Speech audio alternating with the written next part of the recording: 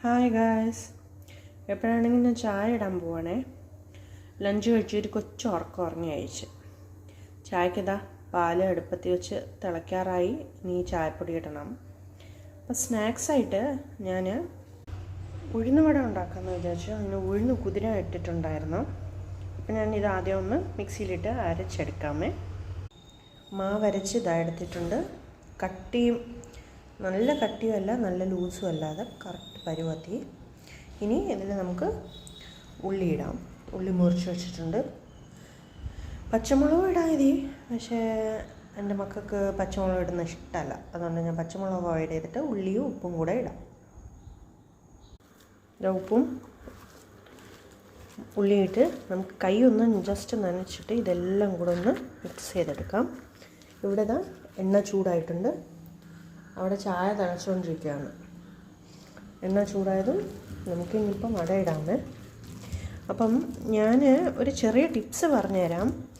നമ്മുടെ എപ്പോഴായാലും ഉള്ളി മുറിച്ചിട്ട് മാവിൻ്റെ കൂടെ മിക്സ് ചെയ്തിട്ട് ഒരുപാട് നേരം അതിനെ വച്ചേക്കരുത്, വട ഉണ്ടാക്കാതെ. അങ്ങനെ ചെയ്താൽ എന്താവുമെന്ന് വെച്ചാൽ ഉള്ളിയിൽ ഇരിക്കുന്ന വെള്ളം മാവ് ഇറങ്ങി മാവ് ലൂസായി പോകും. അതൊരിക്കലും ചെയ്യരുത്.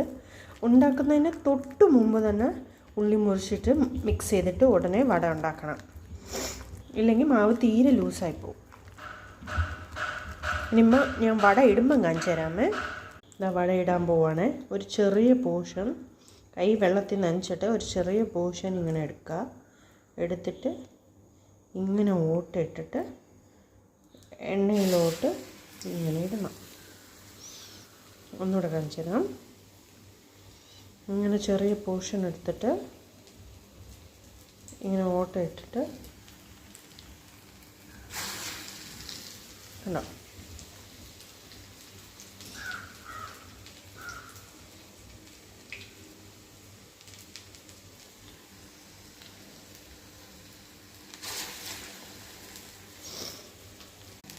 കണ്ടോ ഗൈസ്, നല്ല വീട്ടിലുണ്ടാക്കുന്ന സോഡാപ്പൊടി ഒന്നും ചേർക്കാത്ത നല്ല മോരാന്ന് ഉഴുന്നുവട.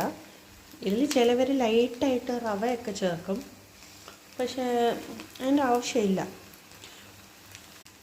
പിന്നെ ഒരു മെയിൻ കാര്യം എന്താണെന്ന് വെച്ചാൽ, ദയവ് ചെയ്ത് ഫ്രിഡ്ജിൽ വെച്ചിട്ട് മാവിനെ വെച്ചിട്ട് വട ഉണ്ടാക്കാൻ നോക്കരുത്.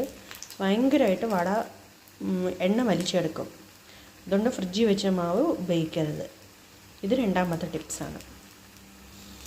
ഉള്ളി അതേപോലെ മാവ് ഉണ്ടാക്കുന്നതിൻ്റെ വട കുറച്ച് മുമ്പേ ഇടാം.